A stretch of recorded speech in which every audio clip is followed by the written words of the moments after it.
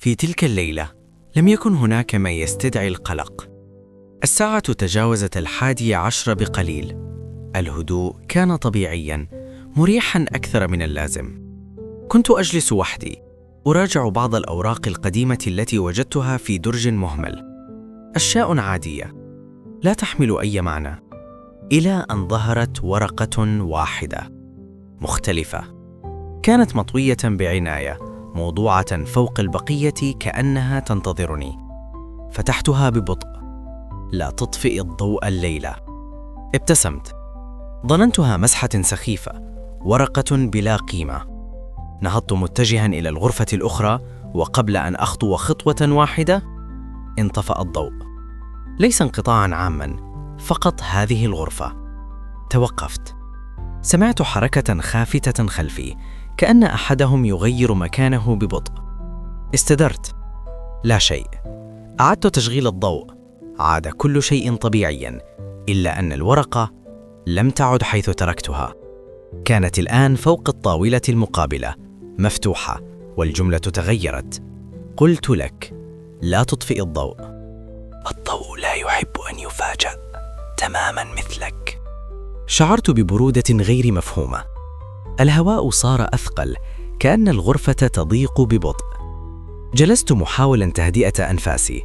أغمضت عيني لثوان، وعندما فتحتهما كان الضوء ما يزال يعمل، لكن الظلال لم تعد في أماكنها. ظل الباب أطول من اللازم. ظل الكرسي يتحرك قليلا وحده. الظلال لا تتحرك عبثا، هي تتبع من يسمعها. على الجدار بدأت كلمات تظهر، ليست مكتوبة بل خارجة من الداخل. نحن نراك كل ليلة. تراجعت حتى اصطدمت بالباب. حاولت فتحه، لم يتحرك. الضوء بدأ يومض، ضعيفا، مرهقا. لا تحاول الخروج، الغرفة انتظرتك طويلا. شعرت ببرودة غير مفهومة. الهواء صار أثقل، كأن الغرفة تضيق ببطء. جلست محاولا تهدئة أنفاسي.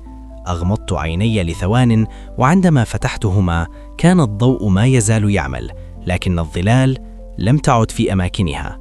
ظل الباب أطول من اللازم.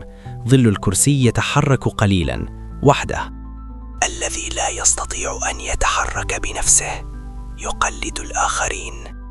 على الجدار بدأت كلمات تظهر، ليست مكتوبة بل خارجة من الداخل. نحن نراك كل ليلة. تراجعت حتى اصطدمت بالباب. حاولت فتحه، لم يتحرك. الضوء بدأ يومض، ضعيفا، مرهقا. الأذن لا تسمع فقط، هي ترى أيضا. شعرت بأنفاس باردة قرب أذني، وفي الزجاج رأيت انعكاسي، لكنه لم يكن يقلدني. كان يبتسم بينما وجهي ثابت. رفع يده ولوح لي. المرآة تنتظر لحظة ضعفك كي تنبض صورتك الحياة. انطفأ الضوء، وعندما عاد فجأة كنت جالسا على الكرسي، هادئا، صامتا، والورقة أمامي تقول: الآن أنت جزء من الغرفة 13.